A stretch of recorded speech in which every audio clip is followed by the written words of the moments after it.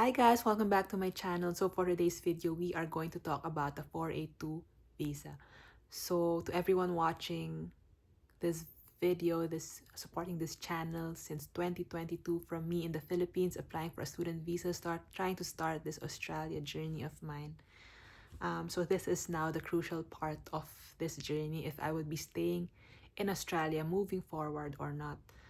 So after my graduate visa, I was really hoping to do the 189 190, which is the skilled independent or state nominated visa from Sydney. But then my career, which is a chef, my profession, which is a chef, is very, very hard to be nominated because, yes, it's important, but it's not that as important compared to other professions like being a nurse, a teacher, or a carpenter or construction worker here in Australia, or engineer. So the possibility of chef to be invited for the 189 or 190 visa is really, really low, and it has been like that ever since. So I told myself that maybe I should just go for sponsorship or maybe go regional if I need to get sponsored. So when my parents were here during November, I chose two options for sponsorship. For not for sponsorship but for regional areas where I could get sponsored. So that is Blue Mountains and Wollongong. That is the two places that I said I am willing to go to because that's somewhere I think I'm more familiar and I think I'm comfortable to live there long term. And surprisingly, December, I asked my chef as well in Sofitel if I could get sponsored there because I said I just don't want to move. I don't want to move anywhere regional because I don't want to start all over again. And then I asked my chef if I could get sponsored for my position as a demi chef. And then I think the chef said, like, it's not possible. I need to step up to be a chef de partie. But I told them that I don't have the skills yet for it. And I don't think I'm ready to take that position during that time. And I think the company said no, which I completely understand because to sponsor a certain employee, you need to have the set of skills because they are required to give a certain amount of salary. So during that time, the salary for someone to get sponsored was 76 something something, and then I think by this July, it would increase to almost 79,000 per year.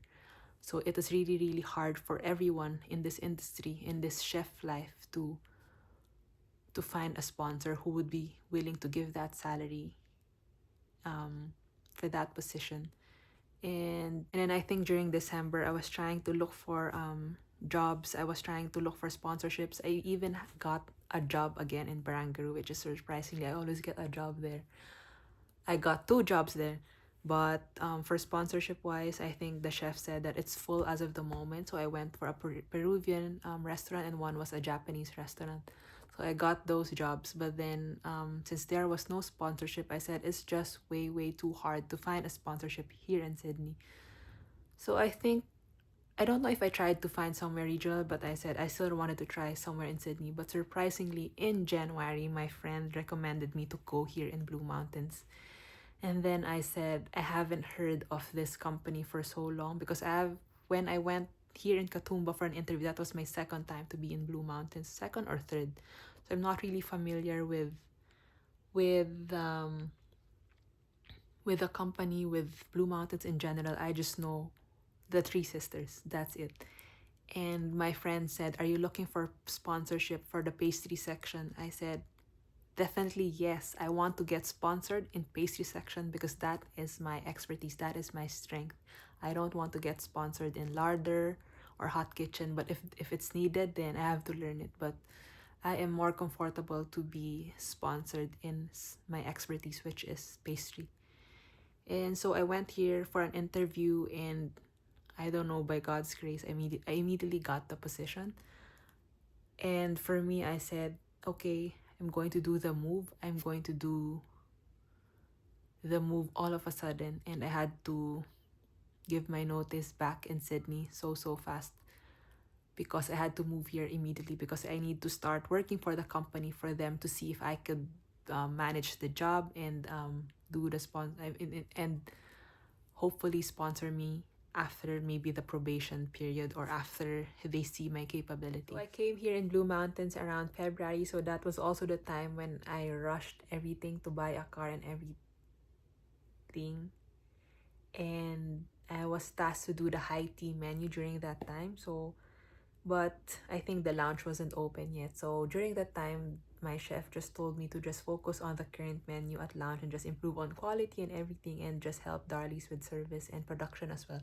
So I was doing that for maybe 1 to 2 weeks, but during the off-peak hours, I was trying to recreate already what I want to do for the high tea when we open around March or April. So I was testing a lot of recipes. I was searching every night what I want to put on that high tea plate, because for me, I really want that high tea to feel so much about the Blue Mountains, and I want people to feel the Blue Mountains on that plate.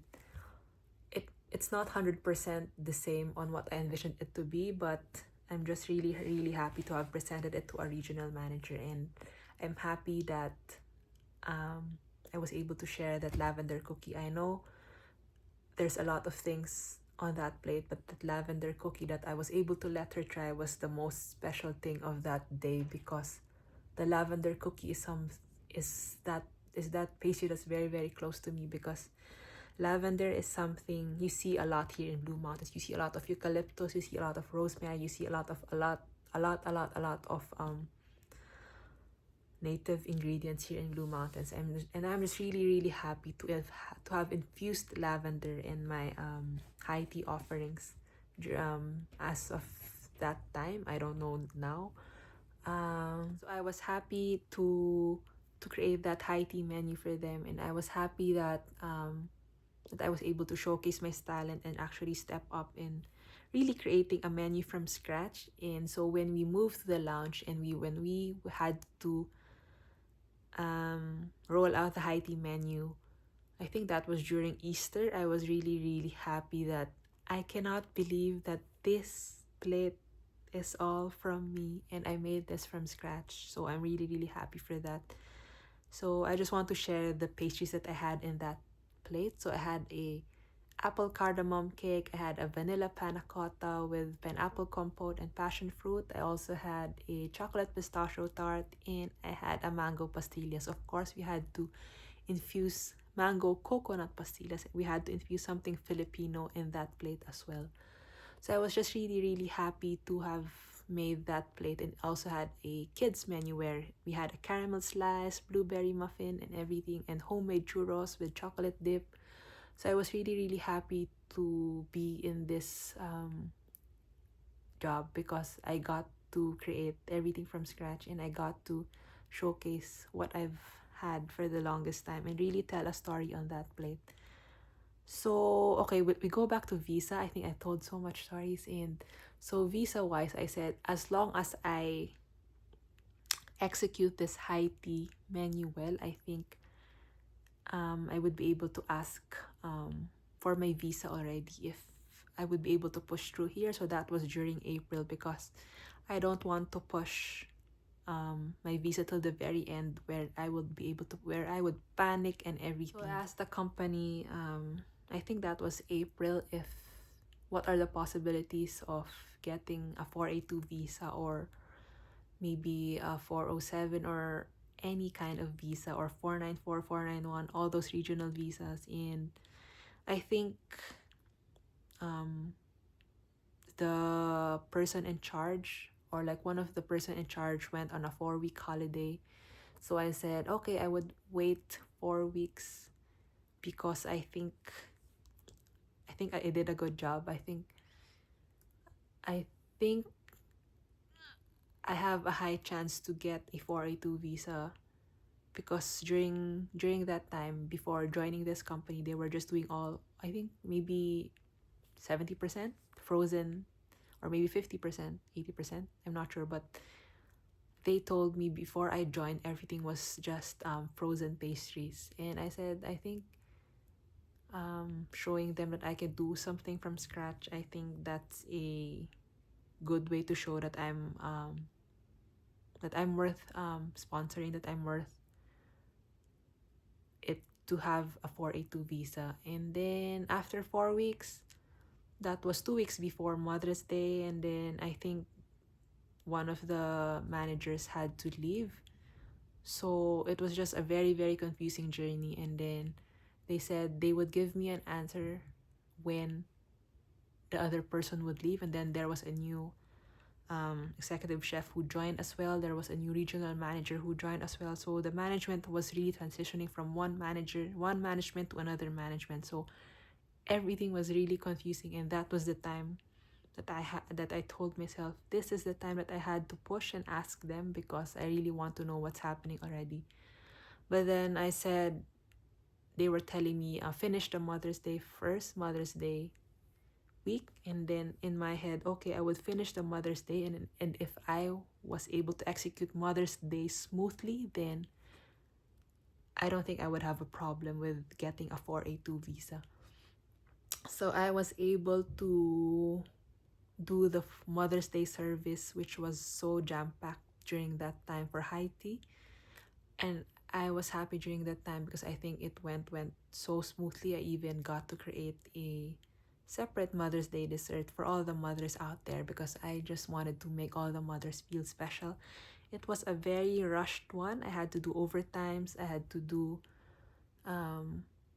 like overtimes on my usual day, and even like it's even hard during those times because it's hard to even take a break during those time. And I'm just really, really happy that after a week of hard work, like I was really crying already. I was getting acidic because I had to push so much to making scones, to topping up, to making sure I have everything prepped for Mother's Day. So during Mother's Day, I was really happy because I executed the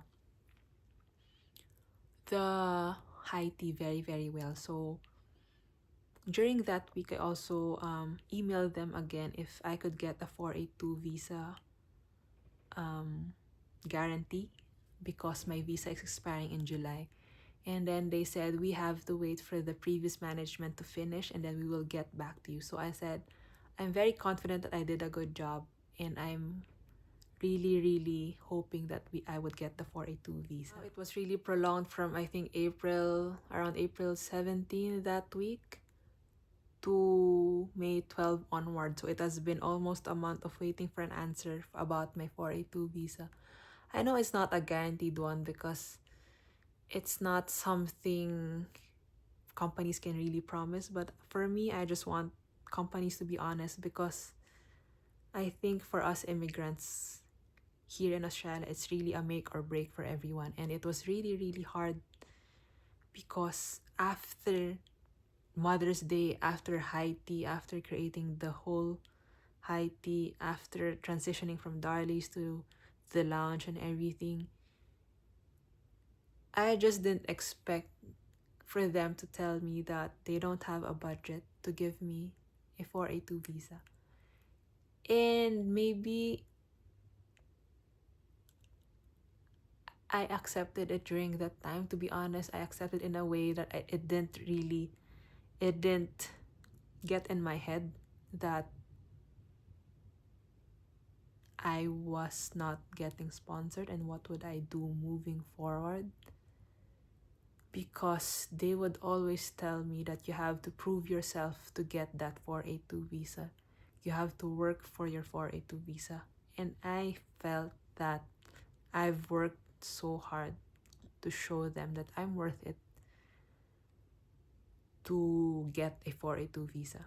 And I just hated that line when people would always say that if you are looking for a 482 visa, you have to prove yourself. But I think I have proven myself, but still they have told me that we are sorry that we don't have a budget for you.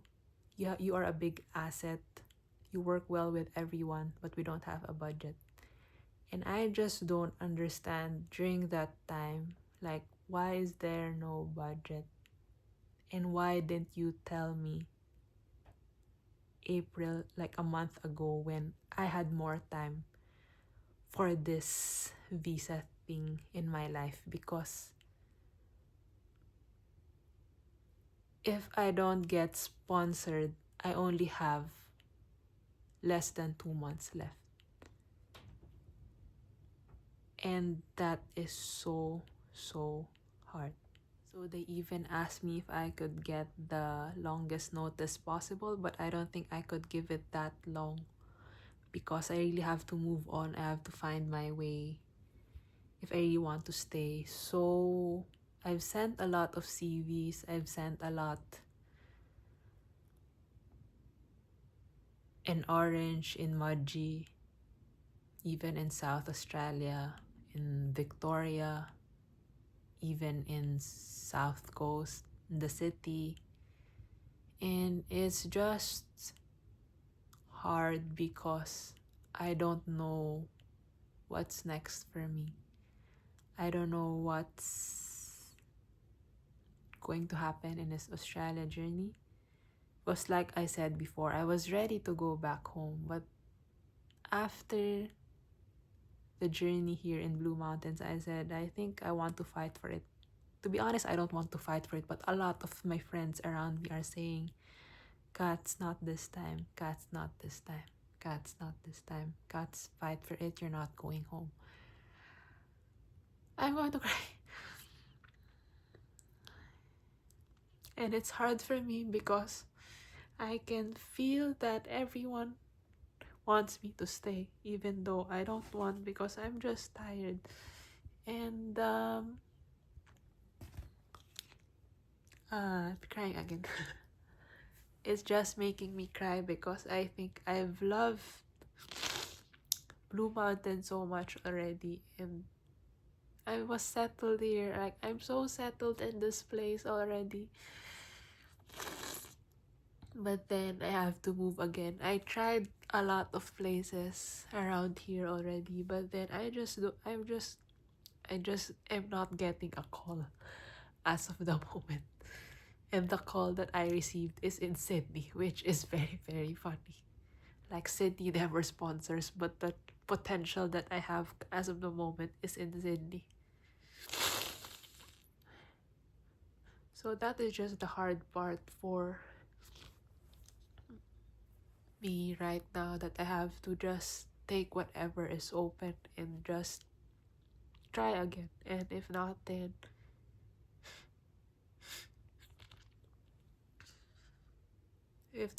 maybe my time here in Australia is finished. But then again, people keep telling me to not believe that. I'm just sad how my time in Katoomba is very, very short, but I know God placed me here for a season. I know God placed me here to meet people, to touch lives of other people, to make a difference in people's lives. I know God placed me here for this season, for me to learn how to drive, which I can drive already, to learn how to drive, to enjoy the mountains, to not be scared, to buy hiking shoes and everything. I just didn't expect my time here in Blue Mountains to be this short. But whatever's ahead, I just pray that would be able to settle down again quickly, because if I have to go back to Sydney, to be honest, I'm so anxious as of the moment if I have to go back to Sydney, because I'm used to this life already. I'm used to seeing sunset outside of my window every day. I'm used to, yes, the kitchen is also busy, but I'm used to the mountains. I'm used to seeing the mountains every day. And when I go back to Sydney, it's back to that city life, which where I grew up in, but I'm just used to this life already. So it's just hard for me moving forward because there's so much uncertainties in the next few weeks. There's so much uncertainties, and I don't know, I really don't know the answer for it. So again, going back to visa. So to everyone looking for a 482 visa, make sure you ask them as early as now. Don't wait, because this coming July, the income threshold, something like that, is increasing as well. So make sure you can secure a slot as early as you can. If not, find a way, do a 407 visa. Don't wait until the very last minute like me, which I'm stressing a lot because my visa expires in July,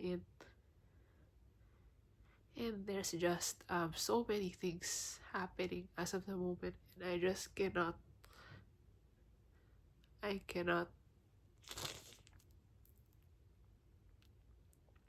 cannot focus in a way that I don't know what to do, but I just got to do what you have to do. That's what they always tell me, and I'm just doing what I can. So in the next few days, I'm moving back to Sydney for a couple of days to do a casual job, because that job is trying to give me a sponsorship, but I have to work for them for 2 weeks. So I'm going to stay here in Katoomba for a few days and go back there, and then go back here and go back there, and then after that I would know what my plan will be. It's hard, but I have to do it, and I just don't want to apply anymore to other regional places. I don't want to apply anymore. I'm just focusing on this restaurant, and if they give it to me, I'd stay. If not, I'd go back to Philippines. I have to plan to go back to the Philippines, and it is what it is. And I'm just thankful for this journey. I don't know what will happen. Maybe I will laugh after 2 weeks. Maybe I will cry after 2 to 3 weeks. But I just want to thank everyone who has been supporting me in this journey, especially like Rachel, Amy, Eliza, Justin, these people who have been my strength, and who has just always assured me that I'm staying, like even Daryl and Brian, like all these people who have always believed that God is behind me, and all those random people who has been praying for me. I'm really, really thankful. So I just want to thank everyone, and I think this is just a very, very long video already, so I have to cut it already. And I just want to thank everyone for watching this emotional video of mine about my 482 visa, and don't forget to like, share, and subscribe, and see you on my next vlog.